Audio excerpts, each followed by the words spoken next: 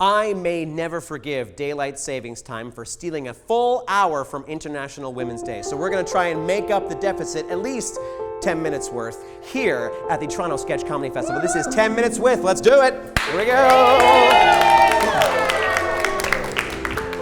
Oh my God, hi everybody.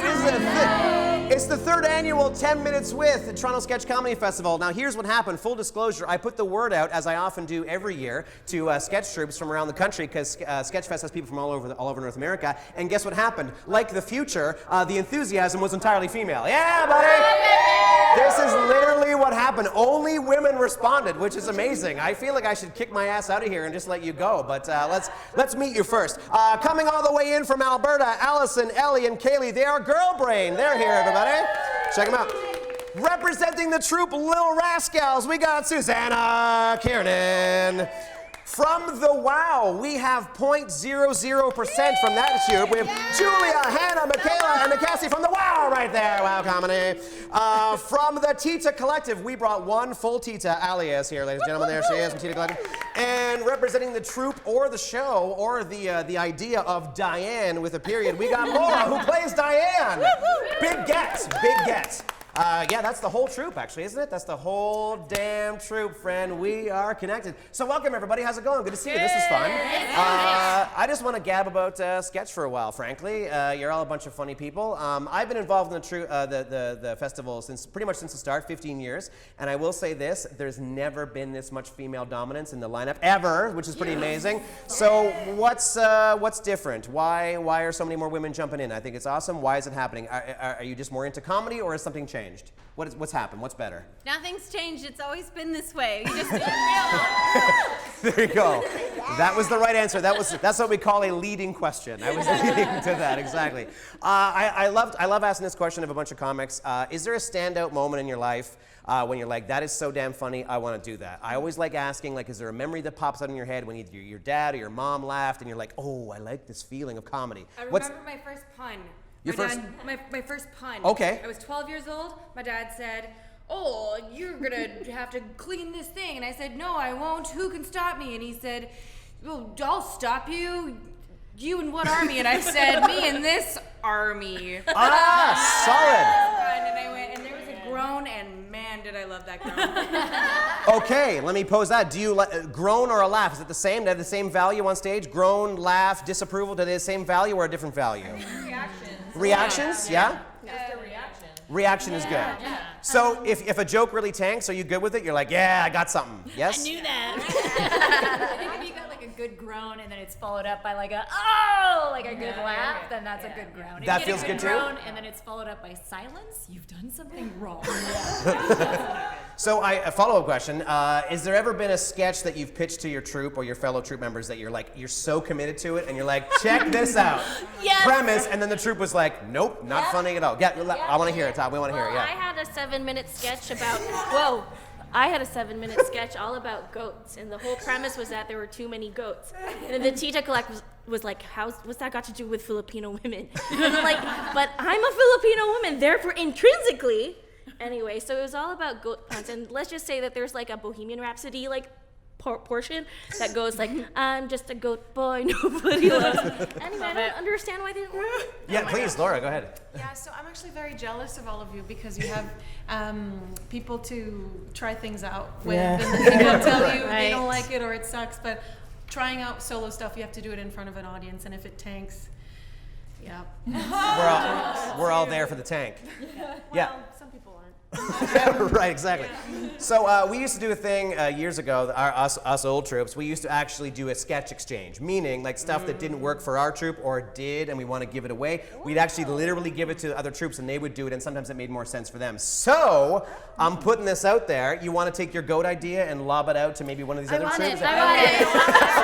We got lots of takers for the goat sketch. Great, okay, great. I want to point out she did say the word intrinsically, so it's a pretty good pitch. No, but I'm actually being completely serious. I'm being completely serious. Is there an idea that didn't work for your troupe that might work for another one that you want to lob out? Because this is your chance. Anybody, you're thinking it over, Susanna. You're like, some that you pick. Sometimes, I don't know about anyone else who has like a duo or a solo. Sometimes you have an idea and it requires more people. And you're like, okay, I'm going to save that till we have, I don't know, 10 other women and get together and do that. So sometimes that happens.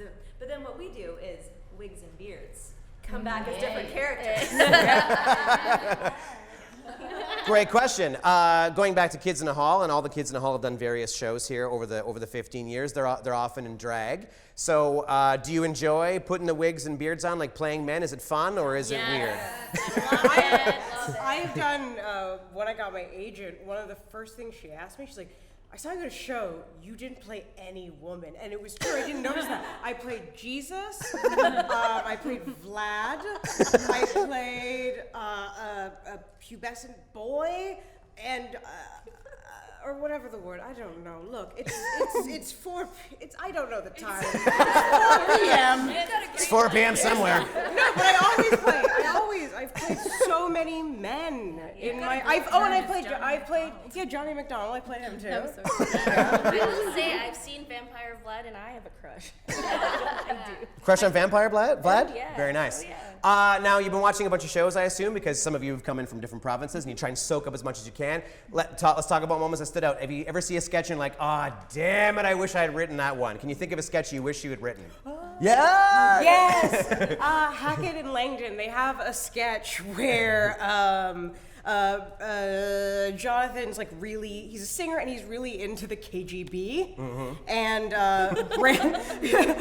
We're laughing already. Brandon's explaining how he's his favorite musician, and it cuts back and forth between the two of them. And as it progresses, you see just how much he likes the KGB. And at one point, he was like, he said all these things, and I thought he'd stop, but he doubled down, and it just cuts to Jonathan, and all he says is, I love the KGB. And I love history, so I love that story. It's very good. Anybody else? You look like you have one. One of our, it's biased because it's one of our troupe members, Sure. but Craig Scorgi has a sketch where he just retells a story that his dad told him about trying to find a tarp. Oh, yeah. But he rephrases it as like a breaking news story with an entire news crew like being like, and then what happened? And then he just literally like verbatim tells like a 5-minute story that his dad told him about trying to find a tarp, and it's so infuriatingly funny. Like it's like, go to hell. How can this be so funny? I saw that, and his dad was sitting in the front row. Were you there at that show? Maybe. It was hilarious because his dad's reaction, added to it. It's so funny. You should always have his dad on Yes, stage. they should. His parents are also the sweetest people around. Yeah. Nice. So follow-up question. Yeah, go ahead. You got one. No, I have one. Yes. So Whiskey Kids, we saw last night, and Claire Blackwood had a song, Obvious, and it was about dating and just being single in a bar and like feeling like you're being really obvious about being attracted to somebody, but just like staring at them out of the corner of your eye and then looking away, and it felt really close to home. Nice. Speaking of close to home, you guys are from Alberta. So what's the biggest difference you can think of that's Toronto comedy, Alberta comedy? Is there anything that stands out and it's like, oh, that lands here but not there? Is there a joke that stands out that works here that doesn't work in Alberta, or vice versa? Anything you can think of? We definitely, like in our shows in Edmonton, we have a lot of Edmonton-based humor. We did not bring that here. So yeah, I can't really comment on that. No. Do you have any references that you had to replace? Like ask around really quick, like, hey, what's a place here that would be the equivalent of? Do you have any of those? We did when we went to Philly. We had to do that because right. Yeah, because there's American stuff. Like we have a big joke about Caesars, and they're like, what are those? Right. It's fun to play off though and be like, we're Canadian. We love it. They love the local reference. No, Toronto's not that different. Right. Yeah. Yeah, it's just geographically so far away. I think Ireland's closer. Really, yeah. So I'm just saying, I'm not sure that The checks people out. here are way better looking. Yeah, I'm not sure if we caught that audio as we trailed off.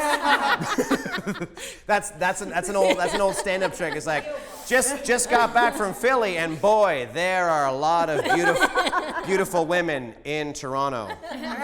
That's an old. You take that, by the way. You can whip that joke anytime. Very good. So who are we missing? We're gonna give props out to other troupes. What troupe are we missing? Who do we have to see at the Sketch Fest? Who's standing out in your mind? Who do we really need to see? Shout them out. Give them some props. Give them some love. Anybody else? Give a plug. Go ahead. Oh, they're discussing it. Yes. Right? Do you need a lifeline? You need to call your lawyer. I can call my mom. Jordan Armstrong. Amazing. Jordan Armstrong. Anybody else want to give props to any other troops? Say Jillian Bartolucci, The Weight of It All, Friday, Saturdays. Thursday, Friday, Saturday. Can I say, I love that you're still holding your graphic, by the way. I love it. Please give Laura a follow for the love of God. She's been holding this for 9 minutes now. Are we at 9 minutes? We're almost at 9 minutes, so that's it. So here we are. This is the Toronto Sketch Comedy Festival. As you can see, the talent is all here. This is just a small sampling of the troops you can see. And as you can see, the future is female, and comedy is also female. Check it out. It's right here. So, oh my God, here how you can do that. Speaking of this, here, TorontoSketchFest.com is where you can see all of them and so many more. Please support live comedy wherever it's happening, and it's happening right here. Ladies and gentlemen, third annual 10 Minutes With. There they are!